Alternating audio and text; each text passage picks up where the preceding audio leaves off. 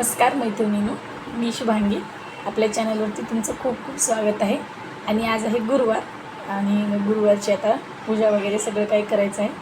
आणि थोडंसं मी रेडी झाले. आता मग आंघोळ वगैरे करू. आता शाळेत गेल्याच्या नंतरच पूजा करणार आहे. थोडासा उशीर होणार आहे पूजेला. जवळपास 2-2:30 वाजणार आहेत, कारण शाळा 2 वाजता सुटते. 2:30 वाजता आल्याच्या नंतर पूजा करणार आहे मी.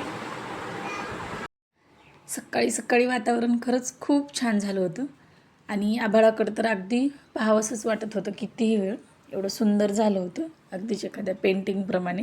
आणि त्यात मग हे झाडं वगैरे सगळं काही म्हणलं की खरंच निसर्गाची किमयाच काही वेगळी आहे. आणि त्याचं चक्रही म्हणजे आलटून पालटून असतात सगळे ऋतू. त्यामुळं खरंच खूप छान वाटते.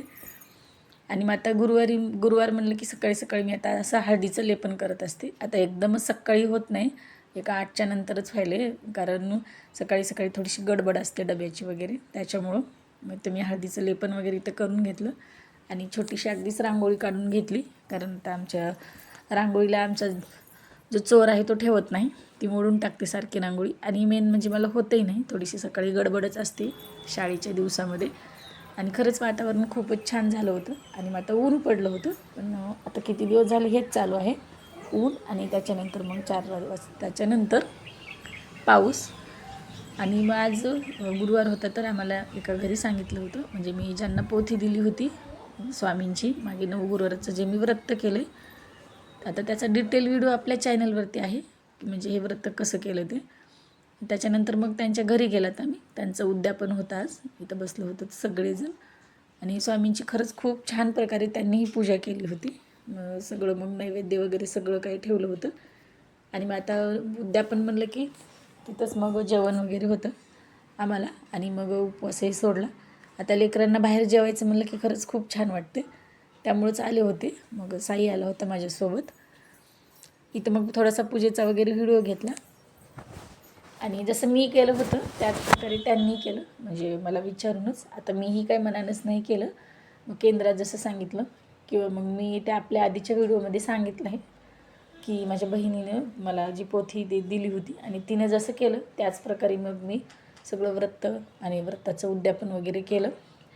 आणि तुम्हाला जर हे व्रताचं सगळं काही बघायचं असेल, उद्यापन कसं केलं किंवा मग माझं हे व्रत कसं राहतं आणि किती गुरुवार केलेत, ते आता 9 गुरुवार केलेत, हे काय एवढं म्हणजे हे नाही, सांगतेच मी.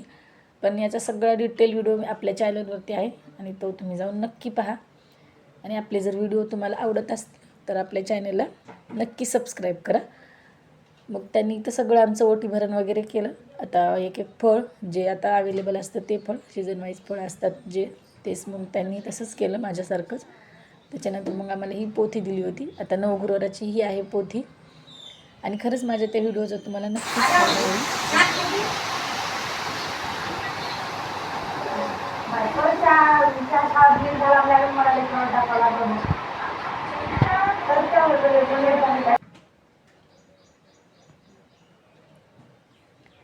आणि इथं आता पहा, नंतर जोरातचा पाऊस सुरू झाला. एक 5-5:15 वाजले होते. तिथं आम्ही त्यांच्याच घरी होतात तेव्हा खूप जोरदार पाऊस आला होता. आता एवढा काही खिडकीतून व्हिडिओ असा काही व्यवस्थित येत नव्हता. आपल्याकडं कसं सगळं काही ओपन पोर्च आहे बाहेर, त्याच्यामुळं दिसतंय सगळं. त्याच्यानंतर मग इथं आता जेवणाचं त्यांनी मेन्यू ठेवला होता. खूप छान जेवण झालं होतं. आणि उपवास होते मग आता सगळ्यांचे, जेवढे जणी आम्ही तिथं आलो होतो त्यांचे. मग सगळ्यांनी उपवास सोडले तिथं. तरी 5:30 वाजले आम्हाला उपवास वगैरे सोडायला. आणि पावसामुळं थोडंसं घरी यायलाही लेटच झाला होता. ते तुम्हाला मी व्हिडिओमध्ये आता पुढं दिसेलच. मग सगळ्यांचे जेवणं वगैरे आटपल्याच्या नंतर मग आणखी त्यांना जे आम्ही आहेराचं आणलं होतं तेही दिलं. आता सगळे काही व्हिडिओ घेणं शक्य होत नाही, कारण आता बाहेर जाताना आपण काही साहित्य घेऊन जात नाहीत व्हिडिओचं. मग दुसऱ्यांनाच थोडंसं असं व्हिडिओ करा म्हणावं लागते. मग सगळे आता लेकरं हे सगळेजण बसले होतं. आणि मग अचानक आमच्या स्वराबाई आल्या नंतर, कारण तिला मी घरी झोपून आले होते. तिनं असंही बाहेर गेलं की त्रास देते म्हणून त्यांनी सांगितलं होतं, पण नेलं नाही मी तिला. त्याच्यानंतर मग यायला जरा वेळच झाला. मग इथं सायंकाळची म्हणलं तरी रात्रच पडली. मग रात्रीच्या वेळी असं जे हळदीचं लेपन केलेलं आहे त्याच्यापुढं मी असं दिवा लावत असते. तर याच्या आधीही मी सांगितलं 1-2 व्हिडिओमध्ये, कारण सकाळच्या वेळी थोडंसं स्वराची भीती वाटते आणि रात्री अंधारात ती बाहेर जात नाही. मग त्याच्यामुळं याच वेळी मी लावत असते दिवा. इथं उंबरठ्यापुढे जे हळदीचं लेपन केले तिथं, तर जसं जमेल त्या प्रकारे करत असते मी, कारण स्वराई लहान आहे आणि मग आपल्या मागची धावपळ शाळा वगैरे सगळं म्हणलं की सगळंच काही मॅनेज होत नाही. त्याच्यामुळे थोडाफार पाऊसही चालू होता, म्हणजे तो तुळशीलाही दिवा लावून घेतला. थोडीशी थेंब आत्ताही चालू होती दुपारी, म्हणजे 5 वाजता पडला होता तरीसुद्धा. त्याच्यानंतर मग आज जरा स्वयंपाकाला वेळच झाला आणि इकडं माझा स्वयंपाक चालू असतो आणि मग इकडं आमच्या चिमुरड्या बाईचाही स्वयंपाक माझ्याबरोबर चालू असतं. तिला हे द्यावंच लागते, हे तिचं नेहमीचंच आहे. नेहमीचं म्हणण्यापेक्षा दररोजच आहे, थोडा वेळ तरी ती येतेच आज स्वयंपाक करताना मी. आणि मग छोट्या छोट्या आता बघा पोळ्याही लाटायली ती, जशा जमताल तशा.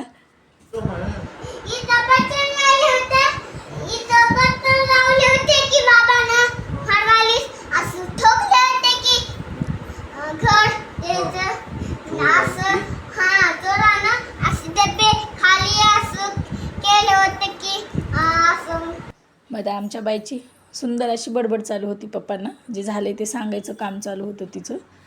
काय सांगत होती ते काही समजतही नव्हतं, पण तिचे पप्पा खूप आवडीने सगळं काही ऐकून घेतात. असं असतं बाप लेकीचं नातं. चला भेटूया नेक्स्ट व्हिडिओमध्ये, तोपर्यंत श्री स्वामी समर्थ.